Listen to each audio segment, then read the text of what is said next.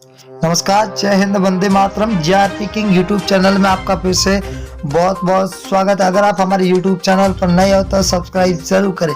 आपको बता दें कि कर्नाटक के अंदर विधानसभा चुनाव का बिगुल बज चुका है और चुनावी तारीख भी को ऐलान हो चुका। अब विधानसभा का चुनाव 10 मई को है और वोटों की गिनती है जो 13 मई को होगी। परंतु आपको बता दें कि उससे पहले कर्नाटक की राजनीति के अंदर नया मोड़ आ चुका है। अब कर्नाटक में किसकी बनेगी सरकार, वो सबसे बड़ी आम बात देखने को मिल सकती है।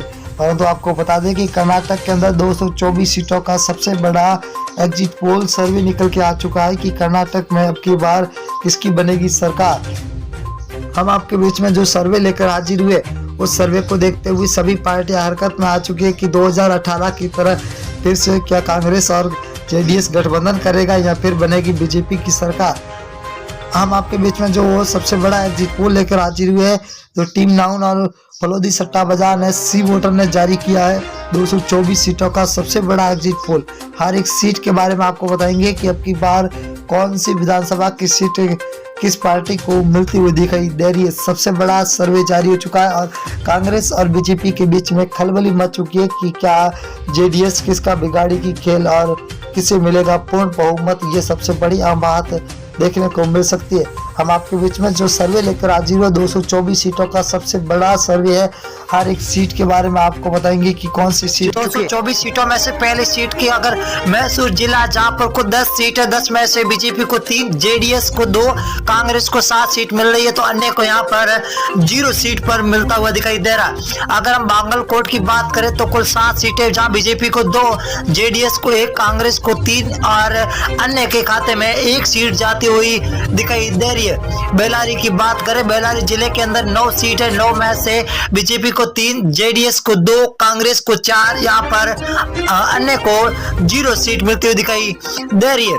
अगर हम धारवाड़ की बात करें तो कुल 7 सीट है, 7 में से बीजेपी को 3, जेडीएस को 1, कांग्रेस को 2 सीट, यहाँ पर अन्य का खाता खोलता हुआ दिखाई दे रहा, अन्य को 1 सीट मिलती हुई दिखाई दे रही है। अगर हम कोलार जिले की बात करें तो कुल 5 सीट है, 5 में से बीजेपी को 2, जेडीएस को 0, कांग्रेस यहाँ पर 3 पर है, तो यहाँ पर अन्य को 0 सीट मिलती हुई दिखाई दे रही है। उत्तर कन्नड़ की बात करें तो कुल 6 सीट है, 6 में से बीजेपी को 2, जेडीएस 0 पर है, तो कांग्रेस यहाँ पर 4 सीटों पर सबसे आगे चलती हुई दिखाई दे रही है। अगर हम बात करें कर्नाटक के 224 में से चित्रकूट है, जहां पर कुल 6 सीटें, बीजेपी को 2, जेडीएस को 1, कांग्रेस को यहाँ पर 3 सीटें मिलती हुई दिखाई दे रही है।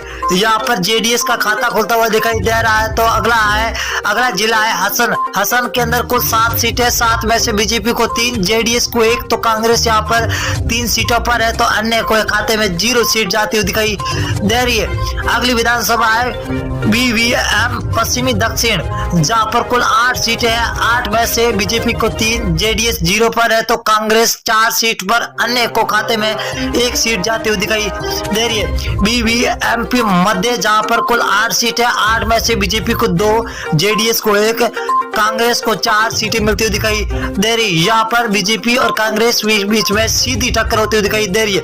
अगर हम रायपुर की बात करें तो कुल 7 सीटें, 7 में से बीजेपी को 1, जेडीएस को 1, यहाँ पर कांग्रेस को 5 सीटें मिलती हुई दिखाई दे रही है। कांग्रेस का पलड़ा भारी होता हुआ दिखाई दे रहा है। अगली जिले की बात करें बंगलोर हर्बन है, कुल 7 सीटें, 7 में से बीजेपी को 2, जेडीएस को 1, तो कांग्रेस के खाते में 4 सीटें जाती हुई दिखाई दे रही है, तो अन्य के खाते में 0।